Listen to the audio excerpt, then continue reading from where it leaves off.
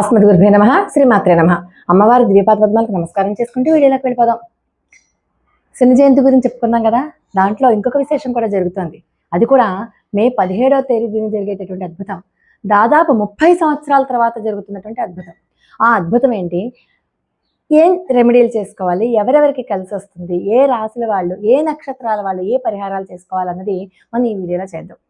అయితే మే 16న వైశాఖ అమావాస్య పూర్తిగా ఉంది. ఆ రోజంతా అమావాస్య, శనివారం అంతా కూడా భరణి నక్షత్రంతో కూడి ఉన్నటువంటి ఈ శనీశ్వర జయంతి రోజు విశేషం.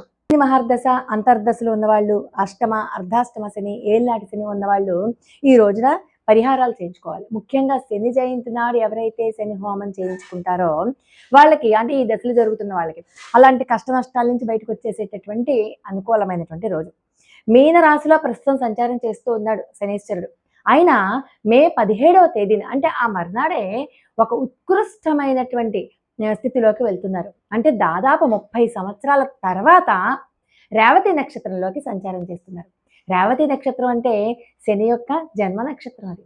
అందుచేత రేవతి నక్షత్రంలో ఉన్నటువంటి సంచారం చేస్తున్నటువంటి ఈ శని జరుగుతున్నటువంటి ఈ కాలంలో, అంటే దాదాపు అక్టోబర్ 9వ తేదీ దాకా రేవతి నక్షత్రంలోనే ఉంటారు ఆయన. ఇటువంటి సమయంలో కనుక మనం ఏ పరిహారాలు చేసుకున్నా అవి అఖండమైన ఫలితాన్ని ఇస్తాయి. మనకి ఉన్నటువంటి కష్ట నష్టాలన్నింటినీ కూడా దూరం చేస్తాయి. కాబట్టి మే 17 నుంచి అక్టోబర్ 9వ తేదీ దాకా నడిచేటటువంటి ఈ పుణ్యకాలం, ఈ శనేశ్వరుని యొక్క కాలంలో మనం మిగతా రోజుల్లో చేసుకుంటే పరిహారాలు ఇచ్చే ఫలితానికంటే కూడా ఈ పీరియడ్ కాలంలో చేసుకునేటటువంటి పరిహారాలు అత్యంత ఫలప్రదాలు అవుతాయి. మనకి ఉన్నటువంటి కష్టాలన్నీ, అంటే శని దోషం ఉన్న వాళ్ళందరూ కూడా చేసుకోవచ్చు, లేని వాళ్ళు కూడా ప్రతిరోజు కూడా శనీశ్వరుని యొక్క స్తోత్రాలు చదువుకున్నా కూడా రాబోయే కష్ట నష్టాల నుంచి కూడా బయటపడేస్తాడు శనీశ్వరుడు. ఒకవేళ పూజలు హోమాలు చేసుకోలేని వాళ్ళు ఏం చేయాలి? మనం ఇందాక చెప్పుకున్నాం కదా, కుంభరాశి, మీనరాశి, సింహరాశి, మేషరాశి ఇలాంటి వాళ్ళందరికీ కూడా దశలు జరుగుతూ ఉన్నాయని.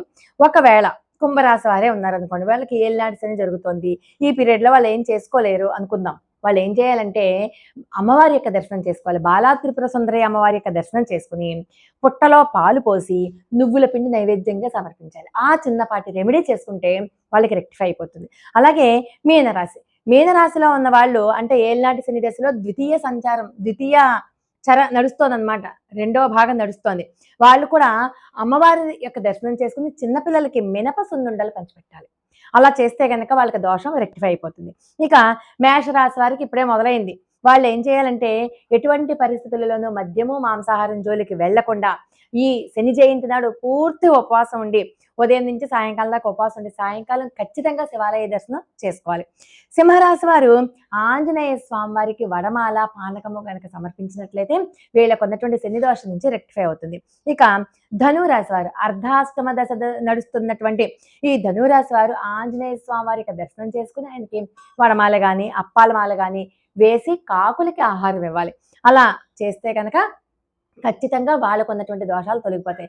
మిగతా రాశుల వాళ్ళు యథాశక్తి ఖచ్చితంగా శివాలయ దర్శనం చేసుకుని శివాభిషేకంలో పాల్పంచుకోవాలి. లేకపోతే ఆంజనేయ స్వామి వారికి సింధూరాన్ని, తమలపాకులని సమర్పించడం, వడమాల సమర్పించడం, ఆంజనేయ స్వామి వారి యొక్క ఆలయంలో ఆవనూనె దీపారాధన చేయడం, శివాలయంలో నువ్వుల నూనె దీపారాధన చేయడం, అలాగే శనేశ్వరునికి ప్రదక్షిణలు చేయడం, ఇలాంటి రెక్టిఫికేషన్స్ అన్ని కూడా చేసుకోవాలన్నమాట. పరిహారాలన్నీ చేసుకుంటే చాలా వెంటనే పరిహారం కలుగుతుంది. వాళ్ళు మాత్రం ఖచ్చితంగా గుర్తుపెట్టుకోండి, శని జయంతి నాడు, ముఖ్యంగా అమావాస్య నాడు ప్రతి ఒక్కళ్ళు కూడా తలస్నానం చేయాలి. ప్రతి రాశితోనూ శని సంచారంతోనే సంబంధం లేదు, ప్రతి ఒక్కళ్ళు కూడా తలస్నానం చేయాలి.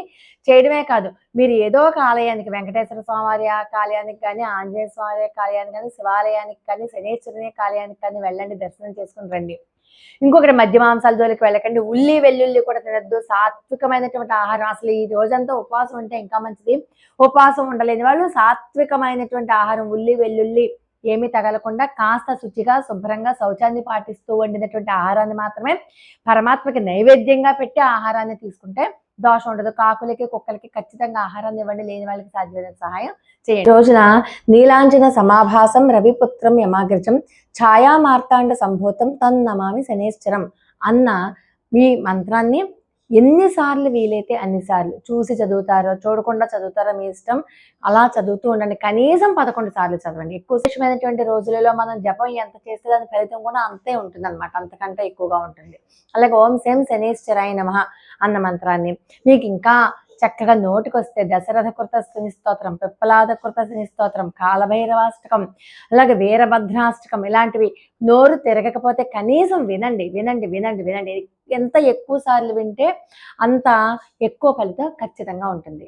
జయంతి రోజు తప్పనిసరిగా రావి చెట్టుకి ప్రదక్షిణ చేయడం ఒకటి, రావి చెట్టు కింద దీపారాధన చేయడం విశేష ఫలితాన్ని ఇస్తుంది. అయితే రావి చెట్టుకి ప్రదక్షిణ చేసేటప్పుడు రాగి చెంబు తీసుకోండి. రాగి చెంబులో నిండా నీళ్లు పట్టి ఆ నీటితోటి 5 సార్లు మీకు వీలైనన్ని సార్లు శం శనేశ్వరాయ నమః అని కానీ, లేకపోతే విష్ణు మంత్రాలు కానీ, లేకపోతే ఓం నమః శివాయ కానీ అలా చదువుతూ ప్రదక్షిణాలు చేసి అప్పుడు ఆ నీటిని రావి చెట్టు మొదట్లో పోసి శని దోష శాంతితో పాటు పితృదేవతల యొక్క శాంతి కూడా కలుగుతుంది. అమావాస్య నాడు పితృదేవతలకు చాలా ప్రీతిపాత్రమైనటువంటి రోజు. ఇంట్లో సాయంకాలం పూట నువ్వుల నూనె దీపారాధన చేయండి, చాలా విశేషంగా మీకు ఫలితాన్ని ఇస్తుంది. మీకు డిస్క్రిప్షన్ లో 2 స్తోత్రాలు ఇస్తాను. ఆ 2 స్తోత్రాలు మీరు చదివినా కూడా చాలా మంచి ఫలితం ఇస్తుంది. ఎందుకంటే నలమహారాజు గారికి శని దోషం పోవాలి అని శనేశ్వరుడే సాక్షాత్తు నలమహారాజు గారి కల్లో కనిపించి ఇచ్చినటువంటి స్తోత్రం అది.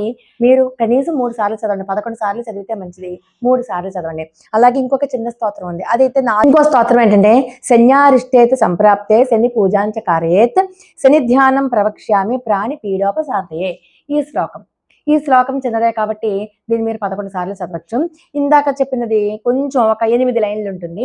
ఆ 8 లైన్ల యొక్క శ్లోకం నేను కింద డిస్క్రిప్షన్లో ఇస్తాను. ఈ 2 శ్లోకాలు మీకు వీలైనన్ని సార్లు చదవండి, కనీసం 3 సార్లు చదవండి. 11 సార్లు చదివితే మాత్రం మంచిది. లోకా సమస్త సుఖినో భవంతు.